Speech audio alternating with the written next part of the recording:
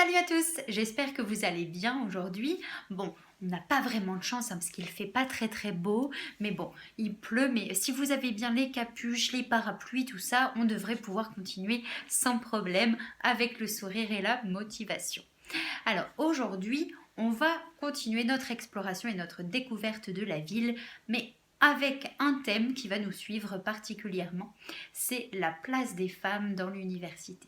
Parce qu'elles n'ont pas toujours pu étudier ici les femmes, d'accord? Donc, 1249, c'est l'année où le premier collège d'Oxford a vu le jour, d'accord? C'est celui-ci, c'est un collège qui s'appelle University College. Alors, je vais vous approcher pour que vous ayez une belle vue. University College, d'accord? C'est un collège qui a été construit en 1249, d'accord? C'est un collège à la base donc qui acceptait que les hommes, d'accord? Aucune femme. 1249 jusqu'en 1878, les collèges étaient réservés uniquement aux hommes, aucune femme. Si, je vous dis des bêtises, il y en avait une dans un collège, elle s'occupait de la lessive, elle était moche et vieille, c'est pour ça qu'on voulait bien d'elle. C'était ça dans un collège Wadham College, d'accord? Donc ensuite, 1878, c'est l'année où les premiers collèges de femmes ont commencé à voir le jour.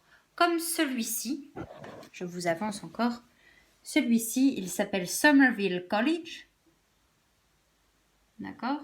Somerville College, ça c'est une partie du collège. Somerville College et Lady Margaret Hall, ce sont les deux collèges qui ont commencé par se construire pour accepter les femmes uniquement. Pas d'hommes là pour le coup. Donc il y avait les femmes d'un côté, les hommes de l'autre. Mais en 1878, les femmes, elles ont pu commencer à étudier. Mais elles n'avaient pas le droit de passer leur diplôme. Alors, je ne dis pas qu'on étudie pour rien, parce qu'on étudie toujours pour quelque chose.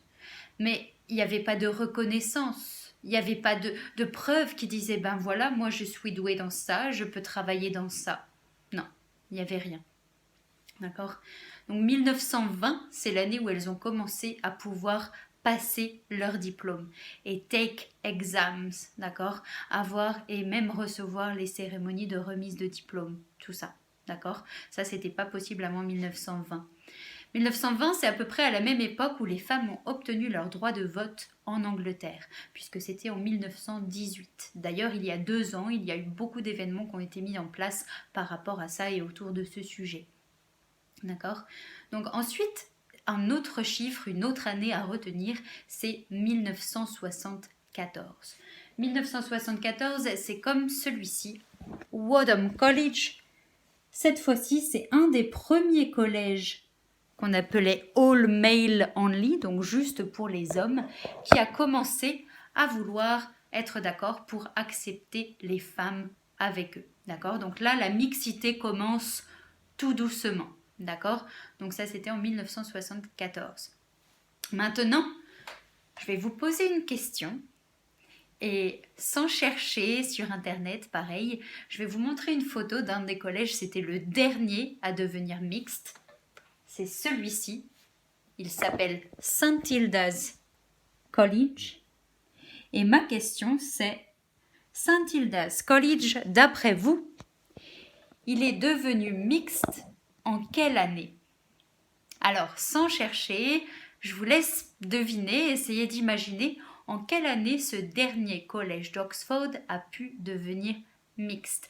Donc, vous mettez la réponse en commentaire en dessous et puis la réponse, elle sera donnée dans la vidéo de demain. D'accord?